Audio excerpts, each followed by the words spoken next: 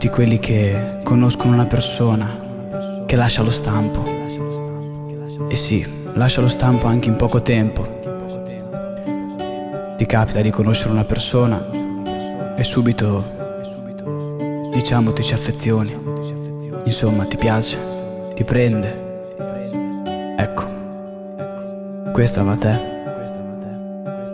Non farò il tuo nome, ma capirai. Grazie di tutto. Ciao. Eppure cose belle fanno male. Dai, lasciami andare. Mi manca l'aria, voglio respirare. Stavolta mi può vivere. E si egoista e penso solamente a te. Stai troppo male.